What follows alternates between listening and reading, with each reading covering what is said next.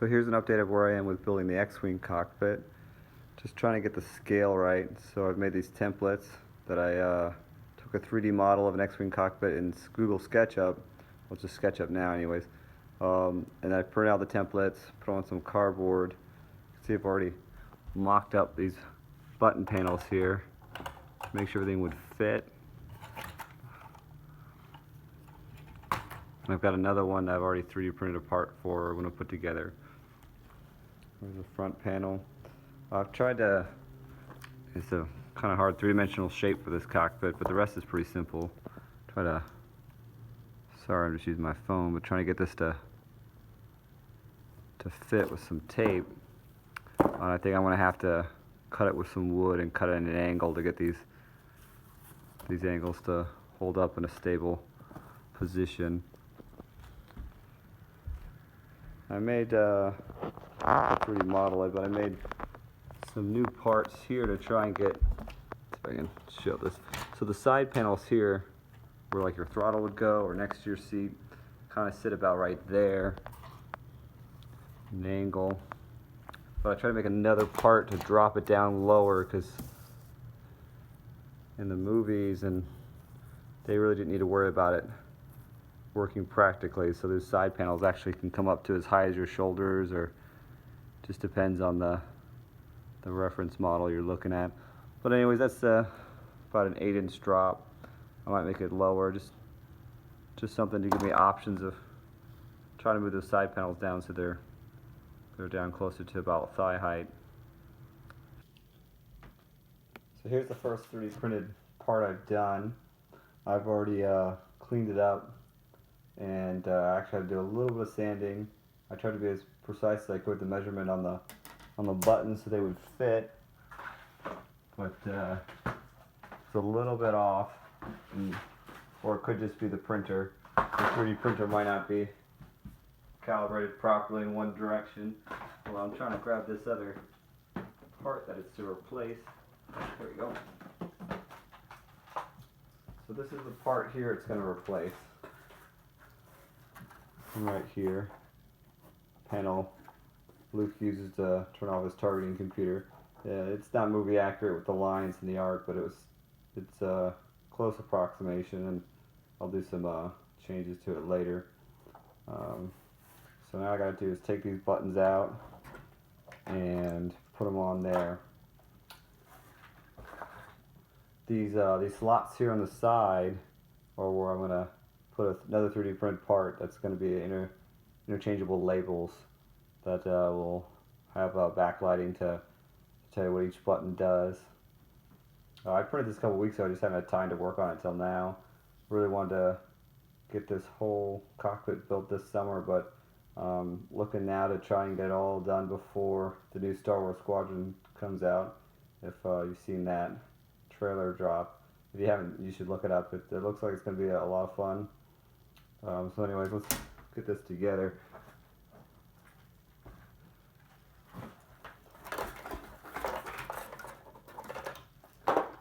These buttons are pretty standard arcade buttons. I've seen a lot of other videos how to put them together. But I still do a little bit of figuring things out. Most people just drill holes, like I've done in the cardboard here.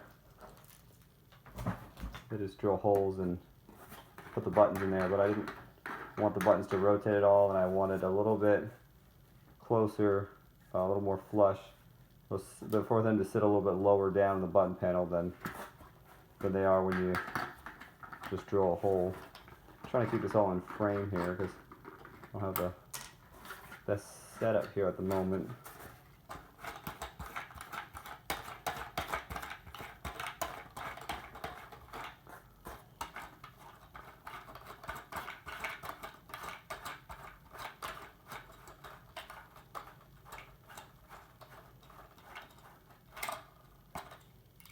Those are the parts that go there, and it goes behind.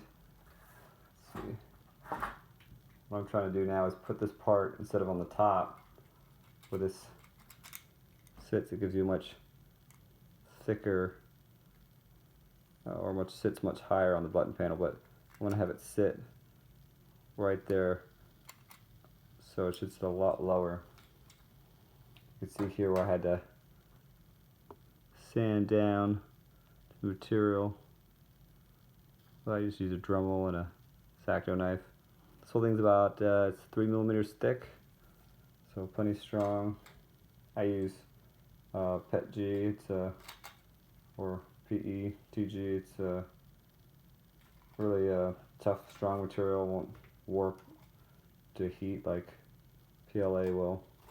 So there's the one button in there. However, I need to match the color pattern I chose on this one. So what was that? A red one from the top left. Let's see if we can follow that. This should be much faster than the trying to thread them through there. So these squares aren't exactly the same. It's not a perfect square. So one side's taller than the other. So I made sure it would work so that the button or the wire will stick out over here when I put it in here.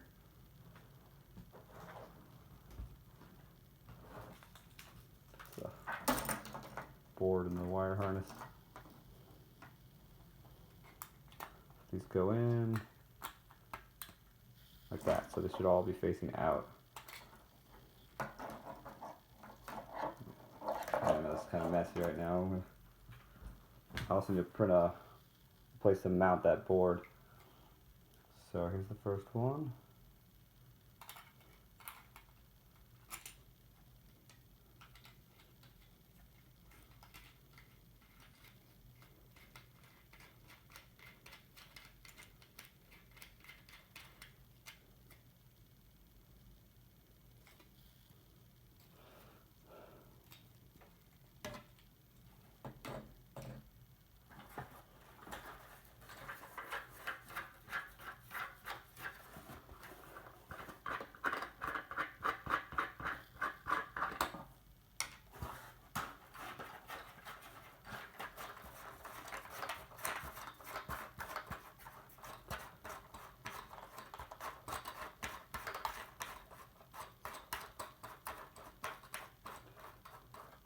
Now this color pattern here matches in A New Hope. Well, technically all the buttons were clear white with some of them had red backlighting. This matches as if they were all turned on, and when I get the LEDs in here, it'll have the same effect. Someone on Discord had a really good idea to actually use clear acrylic squares and put them above the buttons. And put these, below the panel to be more movie accurate. But that I'll save for another project for another day once I get things up and working. Won't be hard to do that, but I didn't want to have to deal with cutting any acrylic or doing any of that, so I just wanted to 3D print this part and get going. And those labels I'm making that'll print here are interchangeable, so I can use it with more than one game, or if I change what I want them to be, I don't need to reprint the whole part. Trying to figure out a good text that'll look like a good font that'll look like Star Wars text you see in the movies. I mean, I could download the actual font they use in the movies, but it's not very easy to read. So if you have any suggestions, please comment. That would be great. I think I'm just going to have to take a font and customize it a bit myself to get the look I want.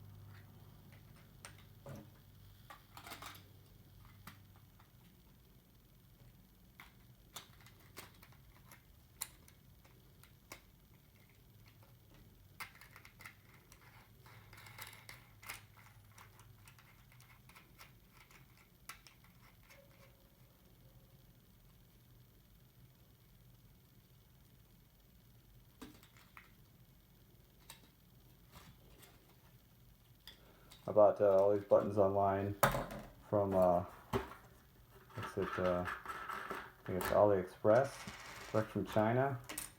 So these got here right before the whole slowdown on shipping of everything. I got some other parts I just finally got that were delayed for about 2 months due to all the slowdown and stuff going on. I have more that I'm waiting on, but I saved a ton of money buying these online direct from China because the prices are so much lower. I think these were about $1 a button, but I got some other ones for like on the pennies.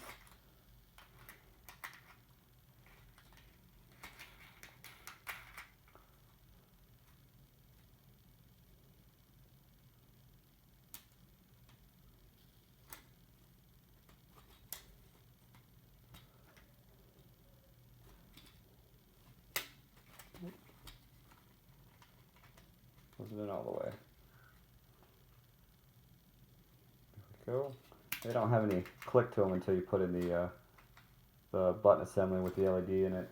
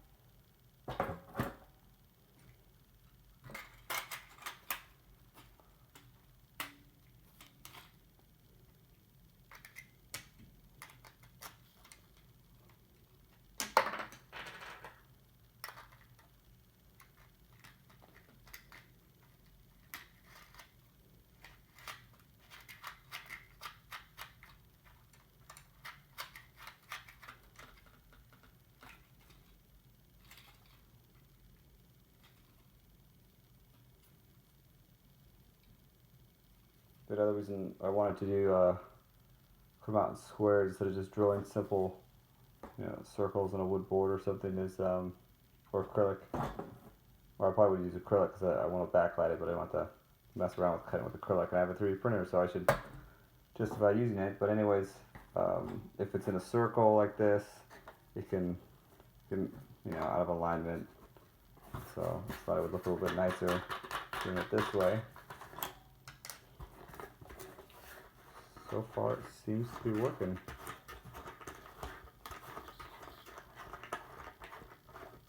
I'll have to go in and make some adjustments to the 3D model. Like I said, the buttons didn't fit perfectly, so I had to do a little bit of sanding. But after I go in and update it, I'll post it online, so you guys can download it with links to the parts if you want to build one of these panels. It's pretty inexpensive to do, an easy project. With those USB boards are only like 12 bucks, or I got them direct from China for about $6 a board, and then about $1 a button. It's a lot cheaper than buying something custom online. And like I said, you don't have to 3D print a panel. You can just take a piece of wood and drill out holes and put your buttons on it. You can easily build something for less than $50.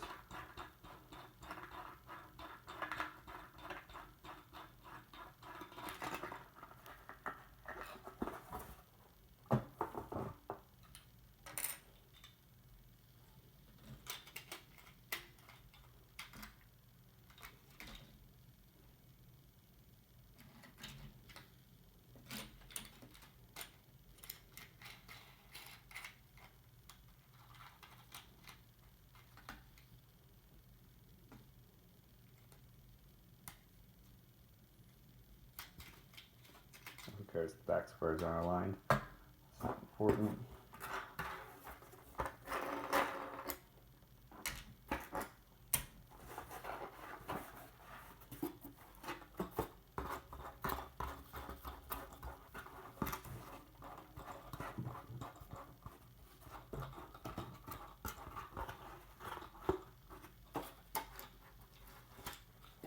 go.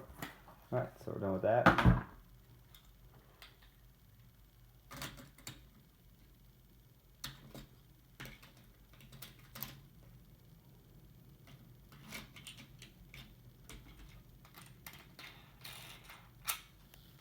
Alright. Let's wire it up.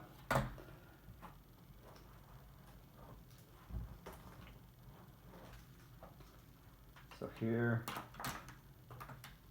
I've already shown a video of showing this panel work, but this is it's called a zero delay arcade board.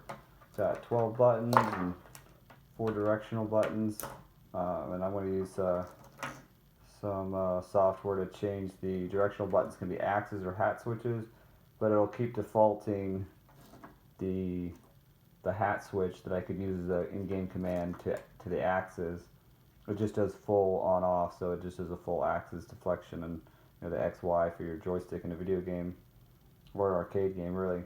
And there's a button command in here that you can wire a button to, and one of the mode buttons that'll change it from the axis commands for those buttons to a hat switch that you could use in game.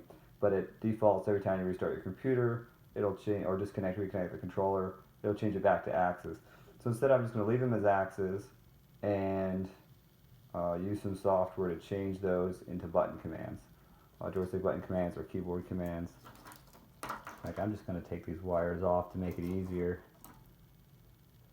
Be careful though; these things are pretty delicate.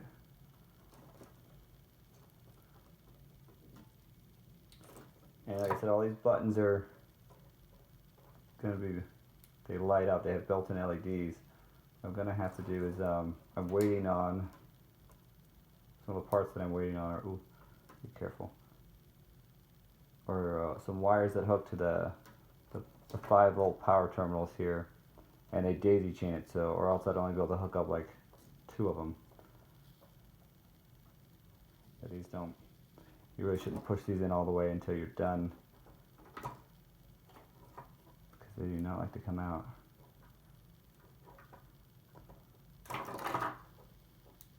So I have 4 of these boards. So that's plenty of buttons, especially once you start using the joystick inputs right here. You start using those as buttons too. That's 4 more for each board. Alright, so move that out of the way and just put the buttons in for now.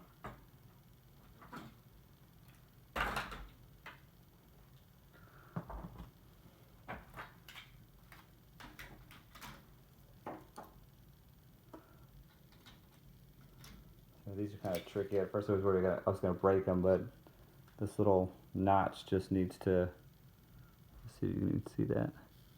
It fits into, I don't know, a little spot on the, right there.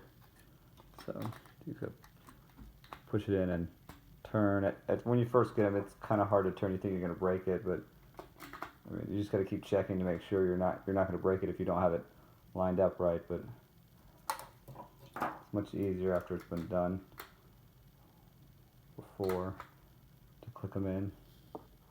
Yeah, they just sit in there and turn them. Hopefully you can see that, but like I said, there are lots of good videos on how to do these arcade buttons. They're pretty standard arcade buttons. You can see they got the LEDs they've already put inside them.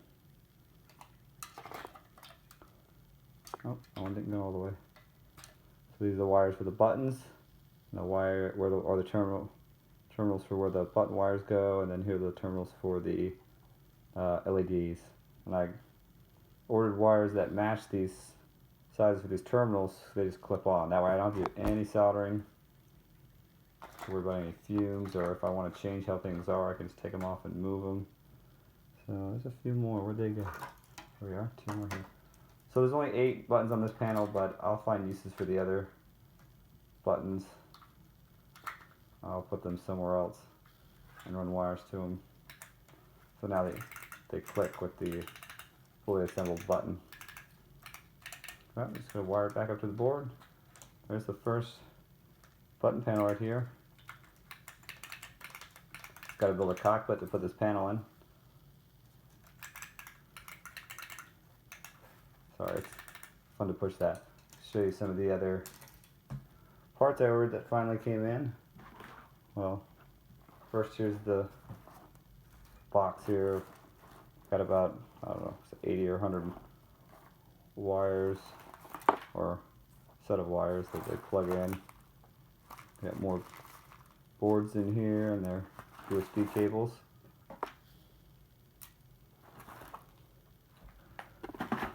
Then I ordered, oh, here's what came recently. These are funny. These are much smaller than I planned them on being. There's another part that goes with them.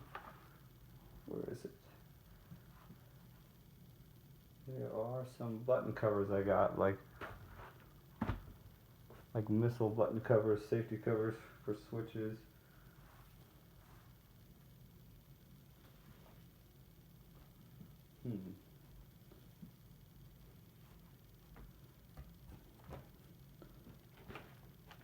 Alright, well, so these are almost comically small. Like, I realized they were mini switches after, like a day after I ordered them, but I figured they were so cheap. They were like, that's why they were so expensive. They were like almost like $2 and some cents just for 10, so I got like 20 of them.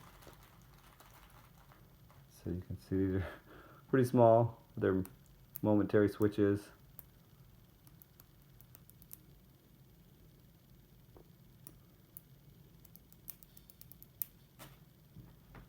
Let me find those missile covers, missile switch covers that go with them. Go.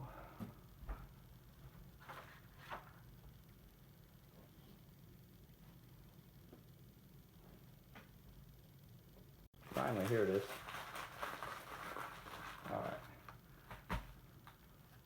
Okay, let's move this out of here. 5 of these. And it'll be real funny to show them next to these. I'm still waiting on, like I said, as soon as I ordered the right size switches. So I'm still waiting on those as well. They're supposed to, so a missile switch cover. So these are much too small for this. But I'll find other uses for these. Maybe for an ejection handle or something. Or eject handle, whatever. These would work pretty well for controllers. If you were to build a custom controller or put something into one, these would fit. These are small enough you could fit in something like that. Make a mode switch or something. Yeah, so I'm not going to use these for the panels. They're so small. I've got the larger ones on the way, like I said. So, but these, I have about 20 of the regular switches coming. So only 5 of these will be for one direction momentary switches. And still trying to figure out some uses for them. I mean, for like flight sims, there's some really good uses for them. I can use them for like, you know, like master arm, obviously, or, you know, to drop fuel tanks or things like that. And oh, the pin on this one's coming out. But for X-wing, I'm still thinking probably, you know, like hyperdrive, jump to hyperspace is gonna probably be on the throttle or something. If you have any ideas, you can just comment with them.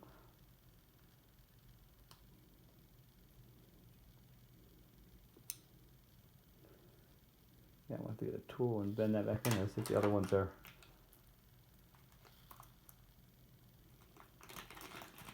broken.